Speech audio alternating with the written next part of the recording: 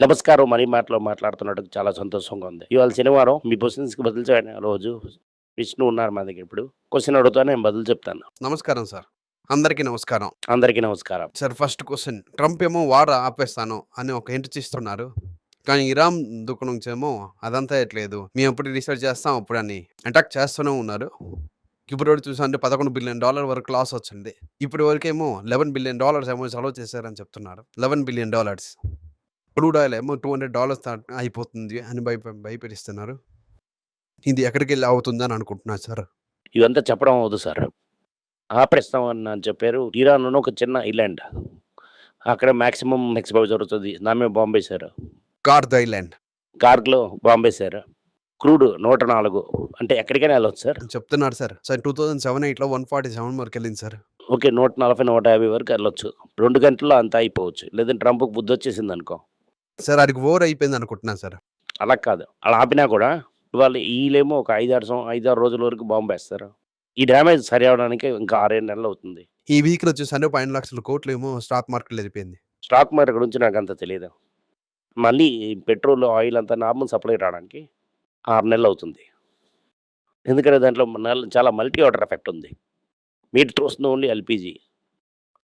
Real problem మొత్తం ఫెర్టిలైజర్‌లో వస్తది. ఫెర్టిలైజర్‌ల production కూడా ఆగిపోతుంది. ఇప్పుడేమో సోయింగ్ సీజన్ వస్తుంది. దాని తర్వాత పెయింట్, టైర్ చాలా ప్రాడక్ట్స్ ఎఫెక్ట్ అవుతాయి. ఇదంతా నార్మల్ అవ్వడానికి 5, 6 మంత్స్ అవుతుంది. ఏషియన్ పెయింట్‌లందరూ కంపెనీకేమో 2 క్వార్టర్ ఎర్నింగ్స్ అవుట్ అయిపోతుంది. ముందే చెప్తున్నాడు స్టాక్ మార్కెట్ వెళ్ళి 12 లక్షల కోట్లేమో ఓకే. చూసాను 12 లక్షల కోట్ల మీద ఖాళీ అయిపోయింది. ఇరాన్ వార్ అవుతున్న ఒక క్యాపిటలిస్ట్. ఇదంతా నార్మల్ అవ్వడానికి హైలీ ఓవర్ వాల్యూడ్. అమెరికాలో highly over valued. Chemical reaction catalyst అనేది ఇది ఒక క్యాటలిస్ట్. ఎఫ్ఏఎస్ ఇంతవరకు అమ్ముతూనే ఉన్నారు. ఎఫ్ఏ కంటిన్యూ చేస్తా సెల్లింగ్. ఇంకా డిఏ బై చేస్తున్నారా? బై చేసినా కూడా ఇంకా భయం ఉంది. తెలుస్తున్నది. ముందు వాంగిన శక్తి ఇప్పుడు లేదు. సిప్‌లో కూడా మనుషులు తగ్గించేశారు. కొత్త షిప్స్ అన్నీ ఆగిపోయాయి. ఎగ్జిస్టింగ్ షిప్‌లో కూడా కొద్దిగా తగ్గింది. సిల్వర్‌లో అవుట్‌ఫ్లోస్ వచ్చింది. ఓకే. ఇదంతా ఏం చెప్తుందంటే బేసిక్‌లీ ఇదవుతుంది. దర్వాతుంది. ఇవాళ మార్కెట్ ఇవాళ చూస్తున్నప్పుడు 25 వీక్‌లో 50 వీక్ 100 వీక్ మూవింగ్ యావరేజ్ అంతవరకు వెళ్ళిపోయింది. 2 వర్షం మూవింగ్ యావరేజ్‌ను కొట్టేసింది.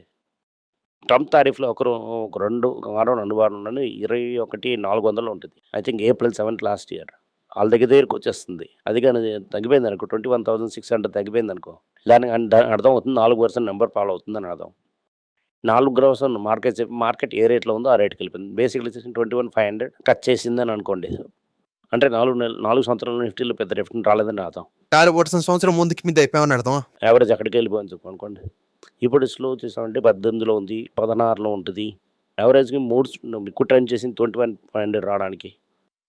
ఆ లెవెల్‌కి వెళ్ళి కిందకి వెళ్ళిపోయిందని చాలా డేంజరస్ అని అర్థం. Okay sir. ఇప్పటికే చూసాను రిటర్న్స్ అనేది వెళ్ళిపోయిందని అర్థం. ఎగ్జాక్ట్‌లీ.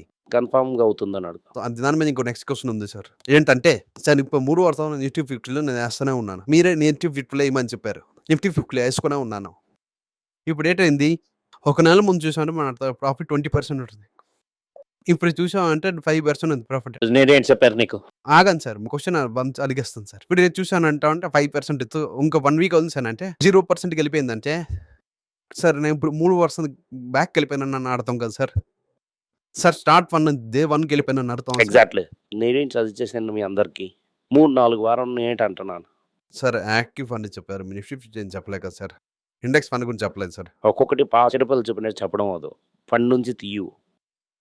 తీసుకొని బాండ్‌గా ఇయ్యని అంటున్నా. అది ఇంట్రెస్ట్ వస్తున్నప్పుడు సిఫా తీసుకోండి. చెప్పానా లేదా? ఇప్పుడు మళ్ళీ ఏమో 3 ఇయర్స్ ముందుకు వెళ్ళిపోయాను నేను. ఇప్పటికి 5-6% ప్రాఫిట్ ఉంది. అదే నేను బుక్ చేసి వచ్చేస్తామా? అది కూడా మీరు బాండ్‌గా కన్వర్ట్ చేసి మళ్ళీ సిప్ చేయి. ఫస్ట్ ఏడుస్తున్నప్పుడు మీరు ఎగ్జిట్ అవ్వాలి. 20% రిటర్న్ ఇంట్రెస్ట్ పైనకొచ్చింట్రా? ప్రొటెక్టెడా? బాండ్ వేసింట్రా? ఒక 3,00,000 పెట్టుకోండి. ఒక నెలకి 2,500, 2,000 వస్తుంది. ఎందుకంటే 10% అమ్మగారు నొక్కేస్తారు. ఒక 4 ఐటీసీ నెలకి వస్తూనే ఉంటుంది. ఇంకా ట్యాక్స్ రిటర్న్ మళ్ళీ తీసుకోవచ్చు. ఐటీసీ వస్తూనే ఉంటుంది. ఐటీసీ కస్టమర్లు ఐటీసీ కన్సిడర్ చేయండి వస్తున్న ఇంట్రెస్ట్‌లోని. ఈ పాపి నేను చెప్పేమో 2 నెలలు చూసి లోయెస్ట్ ప్రైస్‌లో స్టార్ట్ చేయండి. Okay sir. ఇప్పుడేమో 2 విధాలుగా ఇది చూడొచ్చు సార్ మనం ఇప్పుడు. ఒకటేమో నేను 3 సంవత్సరాల ముందే బ్యాక్ అయిపోయినానని ఒకటి.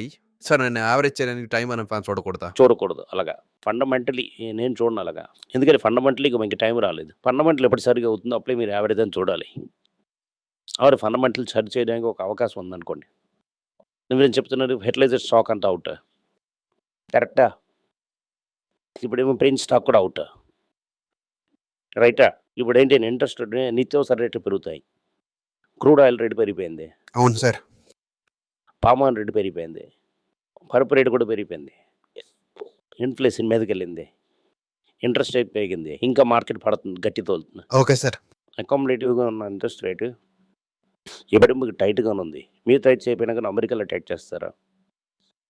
ఇప్పటికేమో జరం పోలేమో ఈ సంవత్సరం రేట్ కట్టలేదని చెప్పేసారు. కానీ జరం పోల అలాగ ఉండడం అవకాశం తక్కువలోనే టాటా చెప్పేస్తారు అతను. టాటా చెప్తున్నప్పుడు ఎవరు వస్తున్నారని చూడాలి. Kevin was okay. Kevin was. వాళ్ళేం చేస్తారని చూడాలి. ఇప్పుడు కానీ ఇన్ఫ్లేషన్ భయంకరం పెరిగింది అనుకోండి. ట్రంప్ ఇన్ఫ్లేషన్ వచ్చేసింది అనుకోండి. ఇంకా రేట్ కట్ చేస్తే ఇంకా పెరుగుతుంది. అంక పెరిగిందంటే ఇక్కడ కూడా పెరుగుతుంది. మీకు నేను చెప్పింది మీకు అర్థమవుతుందా? రూపాయి తరగతి డిప్రిసియేషన్ కూడా పడిపోతుంది. ఇంట్రెస్ట్ నెక్స్ట్ 6 మంత్స్‌లో ఇంట్రెస్ట్ రేట్ అడిగిందంటే మళ్ళీ మార్కెట్ ఏమో ఇంకా నెగెటివ్.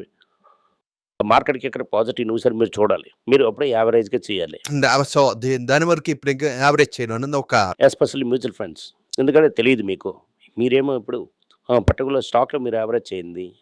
మీ ఫండ్ మేనేజర్ యావరేజ్ చేసింది డిఫరెంట్‌గా ఉంటుంది. ఫండ్ మేనేజర్ టొమాటోలు యావరేజ్ చేస్తారా? ఎనిమిదలుగా మనీ తీసేస్తుంది. పేటీఎం యావరేజ్ చేస్తారా?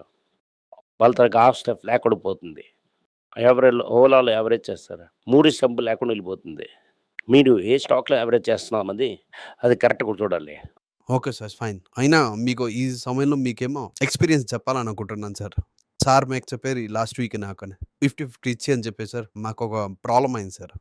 నేనేమో యూటీఎల్‌ని డైరెక్ట్ వేసాను సార్. ఈ నిఫ్టీ 50 ఇండెక్స్ ఫండ్ నేను అమ్మడానికి వెళ్తున్నాను. ఇది అమ్మడం అవ్వదు. ఎందుకంటే ఇది లింక్ టు ద డీమ్యాట్ అని చెప్పారు. అందుకని డీమ్యాట్ నంబర్స్ కొట్టారు. ఆ డీమ్యాట్ ఐడీలోకి చూస్తున్నా. అందులో అమ్మడం అవ్వలేదని నేను నమ్మకుండా ఉండకుండా కూర్చున్నాను అప్పుడే. Mutual fund. దయచేసి మీరేమో కరెక్ట్‌గా మ్యూచువల్ ఫండ్ వేసారా? మీరు కరెక్ట్‌గా ఉందని చెక్ చేసుకోండి. యాక్చువల్లీ మాకు లాక్ అయ్యి అక్కడ నేను కూర్చొని ఉంది నాది. ఎందుకని యూటీఎల్‌లో నేను డైరెక్ట్‌గా వేసాను. Okay fine. నెక్స్ట్ అవుతుంది hero motor cap sir. Sir వాళ్ళ తలకి స్టేక్ ఏమో ఆయిల్ అండ్ మోటార్స్‌లో ఇంక్రీజ్ చేస్తున్నారు. ఆయిల్ అండ్ మోటార్స్ ఏమో 3 wheelers and 4 wheelers commercial vehicles. Commercial vehicle. Hero Motors ఏమో ఓకే. 2 వీలర్‌లోని 2 వీలర్ చాలా స్ట్రాంగ్ ఉన్న ఒక కంపెనీ అది. ఇప్పుడు 2 వీలర్ నుంచి 4 వీలర్ జంప్ చేస్తున్నారు.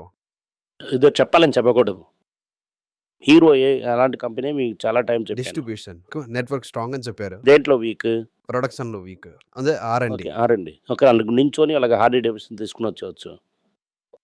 ఇప్పుడు నించొని అలాగా ఏజర్‌లో 40% తీసుకున్నారు. నించొని అలాగా ఆరం తినేశారు. ఫైనాన్స్ డిస్ట్రిబ్యూషన్ స్ట్రాంగ్‌గా.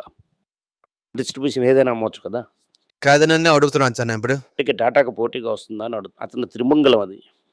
ఎవరు పోటీ వస్తారంటే బజాజ్ ఆటో, మహేంద్ర తారక్ 3 వీలర్ బండి, పియాకియో దీనికని పోటీ వస్తారు.